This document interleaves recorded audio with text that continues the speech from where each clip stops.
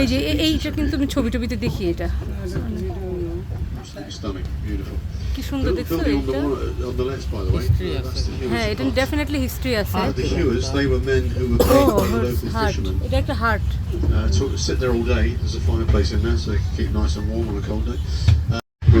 এইটা হচ্ছে এক আইল্যান্ড পার্সোনাল আইল্যান্ড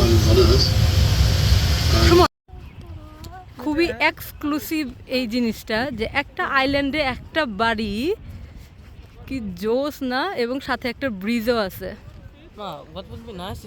এটা আরেকটা এক্সক্লুসিভ জায়গা আর কি কর্নওয়ালের যে একটা আইল্যান্ডের উপরে একটা বাড়ি জোস আমরা এখন একটু ট্রাই করবো ওই ব্রিজে উঠার জানি না উঠা যাবে কিনা ওখানে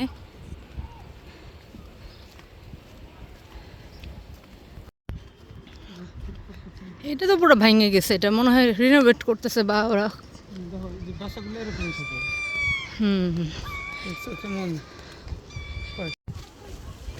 খোলা আছে নাকি বন্ধ ও এটা পুরোটাই প্রাইভেট এখানে উঠা যাবে না দেখছো আমরা তো ভাবছিলাম ওই ব্রিজটাতে যাওয়া যাবে আমরা এখন এই বিচে কিছুক্ষণ থাকবো তার আগে দেখি বাচ্চাদের একটু আইসক্রিম কিনে দেই আইসক্রিম পেলেই এরা খুশি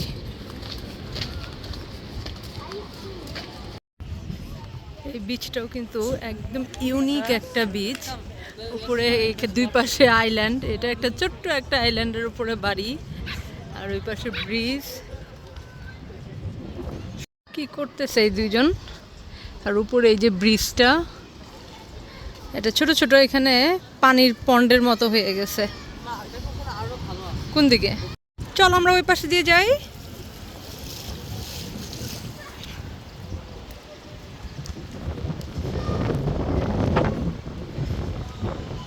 আমি পুরো কর্নওয়ালের প্রেমে পড়ে গেছি আমার মনে হচ্ছে এই কর্নওয়ালে 100 বার আসা যাবে আর কি মানে একবার না এখানে বারবারই আসতে মন চাবে মানুষের মানে অদ্ভুত এখানকার বিচ এখানকার এনভায়রনমেন্ট সব কিছু ইজ টোটালি ডিফারেন্ট আর কি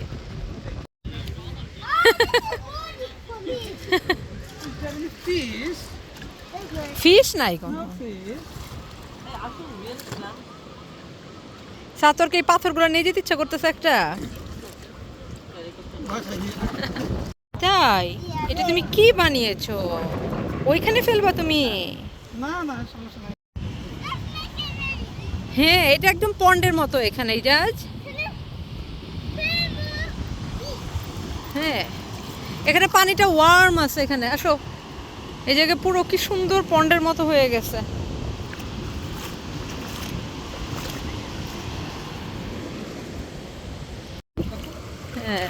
এখানে সুন্দর একটা হচ্ছে পন্ডের মতো হয়ে গেছে এই জায়গাটা আসতে এই যায়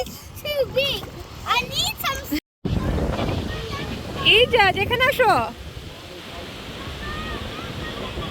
পানি আস্তে আস্তে এখন বেড়ে যাচ্ছে আর কি ওই বিচ থেকে এদিকে হেঁটে হেঁটেই যেতে পারতেছি কিন্তু একটু পরে কিন্তু এগুলো সব পানিতে একদম ভরে যাবে আর এখানেও আরেকটা কেভ আছে ওই পাশে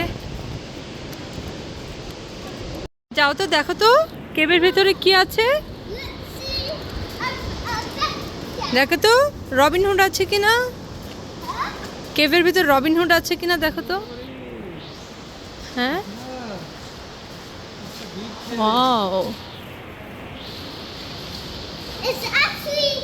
পানি আসে তো সুমন মনে হচ্ছে এখানে পানি আসে না কিন্তু পানি এরকম ড্রাই ড্রাই কেন কেন ভেজা ভেজা কেন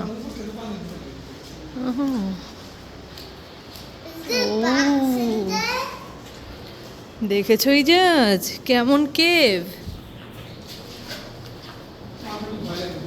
হ্যাঁ মনে হয় যে মাথার উপর যদি পড়ে যায় তখন কি হবে দেখি যাও তো এদিক দিয়ে যে ওই পাশে আসা যায় ফক্সও নেই এগুলো কথা কি বলতেছে এখানে কেন ফক্স থাকবে বিচে ফক্স থাকে না জাজ ড্যাডি এমনি বলছে যাও তুমি ঘুরে আসো ওখান থেকে হ্যাঁ হ্যাঁ হ্যাঁ হ্যাঁ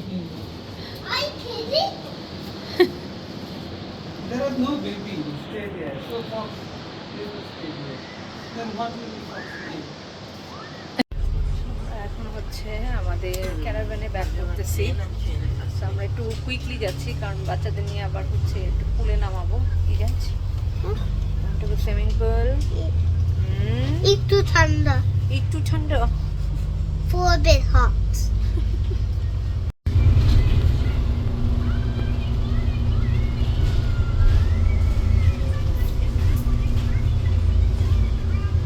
সুন্দর একটা ওয়াটার স্পোর্টস দিছিল কিন্তু আমরা আস্তে আস্তে এটা শেষ হয়ে গেল।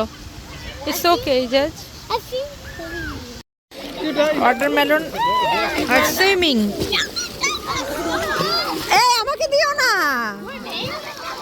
শেষ। জাম পড়ে যাবে পরে। তাড়াতাড়ি যাও। এই আমাদের হচ্ছে রাতের ডিনারের এখন আয়োজন আছে, আর 5টা আছে।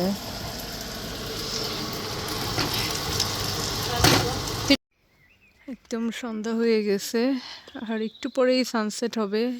এই মেঘ দিয়ে আমাদের দিন শুরু হইলো এবং মেঘ দিয়েই দিনটা শেষ হচ্ছে।